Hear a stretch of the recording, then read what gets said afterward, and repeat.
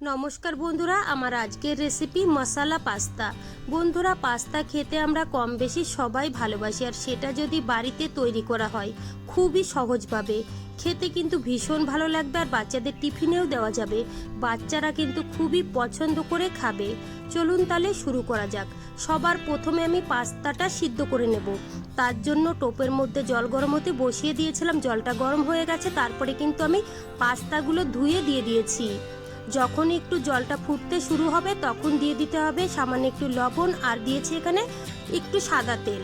সাদা তেলটা দিলে পাস্তা কিন্তু আর লেগে যাবে না। দেখুন বন্ধুরা, পাস্তাটা আমি সিদ্ধ করে নিয়েছি। এবার একটা বাটির মধ্যে ঢেলে নেব। এক্সট্রা যে জল আছে সেটা কিন্তু বের করে নিতে হবে। গ্যাসে একটা কড়াই বসিয়ে দিলাম। কড়াইটা যখন গরম হয়ে যাবে দিয়ে দেবো 1 চামচ সাদা তেল, আর দিয়েছি সামান্য একটু বাটার। বাটার দিলে কিন্তু পাস্তা খেতে অনেক বেশি ভালো লাগে। তেলটা খুব ভালো করে গরম করে নিয়েছি। তারপরে দিয়ে দিলাম এখানে রসুনটা হালকা করে ভেজে নেওয়ার পরে দিয়ে দিলাম পেঁয়াজ। এখানে আমি বড় সাইজের একটা পেঁয়াজ দিয়েছি। হালকা করে কিন্তু পেঁয়াজটাও আমি ভেজে নেব। এবার দিয়ে দেবো আমি এখানে টমেটো। বড় সাইজের একটা টমেটো আমি কুচি করে আগের থেকেই কেটে রেখেছিলাম। এবার দিয়ে দেবো পরিমাণ মতো লবণ, দিয়ে দেবো 1/2 চামচ কাশ্মীরি লঙ্কার গুঁড়ো, আর দিয়ে দেবো সামান্য একটু হলুদ গুঁড়ো। আমি এখানে হলুদ গুঁড়ো দিয়েছি, তোমরা চাইলে কিন্তু নাও দিতে পারো। এবার দিয়ে দেবো ঝালের জন্য কাঁচা লঙ্কা।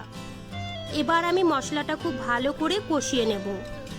2 থেকে 3 মিনিট সময় ধরে মশলাটা খুব ভালো করে কষিয়ে নিয়েছি। এবার দিয়ে দেবো গাজর, আর দিয়ে দেবো ভুট্টা। সামান্য একটু জল দিয়ে কিন্তু আবারও খুব ভালো করে কষিয়ে নিতে হবে। 2 থেকে 3 মিনিট সময় ধরে এইভাবে ভালো করে কম গ্যাসে কষিয়ে নিতে হবে। এবার দিয়ে দেবো আমি ক্যাপসিকামটা দিয়ে কিন্তু আবারও নাড়াচাড়া করে কম গ্যাসে ঢেকে রাখবো 2 থেকে 3 মিনিটের জন্য। 2 থেকে 3 মিনিটেই কিন্তু সবজিগুলো একদম সিদ্ধ হয়ে যাবে, আর মশলা থেকে কিন্তু তেলও ছেড়ে দেবে। 3 মিনিট পরে আমি ঢাকনাটা তুলে নিয়েছি। দেখুন বন্ধুরা, সবজিগুলো সিদ্ধ হয়ে গেছে, আর মশলা থেকে কিন্তু তেলও ছেড়ে দিয়েছে।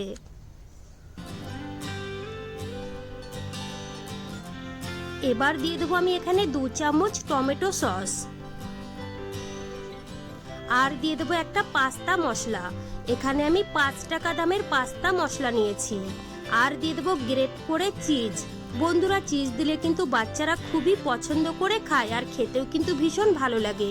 আর দিয়েছি সামান্য একটু অরেগানো। এবার আমি ভালো করে নাড়াচাড়া করে মিশিয়ে নিলাম। এবার আমি সিদ্ধ করা পাস্তা দিয়ে দেব। পাস্তা দিয়ে খুব ভালো করে কিন্তু নাড়াচাড়া করতে হবে। খুব ভালো করে নাড়াচাড়া করে নিয়েছি। দেখুন বন্ধুরা, দেখতে কতটা সুন্দর লাগছে, আর এই পাস্তাটা খেতে কিন্তু ভীষণ ভালো হয়েছিল। সত্যি বলছি বন্ধুরা, একবার হলেও কিন্তু বাড়িতে বানিয়ে দেখবে। বাড়ির সবাই কিন্তু পছন্দ করে খাবে, আর বাচ্চাদের টিফিনে দিলে তো বাচ্চারা খুবই পছন্দ করে খাবে। পাস্তা আমার হয়ে গেছে। উপর থেকে দিয়ে দেবো একটু ধনেপাতা কুচি। এবার কিন্তু নাড়াচাড়া করে নামিয়ে নিতে হবে। তারপরে একটা প্লেটের মধ্যে আমি নামিয়ে নেব। গরম গরম এই পাস্তা খেতে কিন্তু ভীষণ ভালো লাগবে। এখানে একটা প্লেট নিয়েছি, এবার আমি নামিয়ে নেব।